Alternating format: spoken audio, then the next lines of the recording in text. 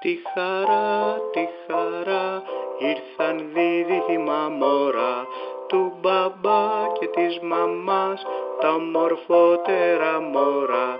Ο παππούς και η γιαγιά κάνουν χαζί τα μωρά, ξετρελαίνονται γλυκά με τα δίδυμα αυτά.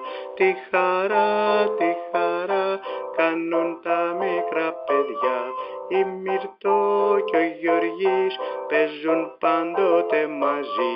Όταν παίζουν γελαστά στα χάλια και στα νερά, όταν παίζουν χαροπά με τα άλλα τα παιδιά.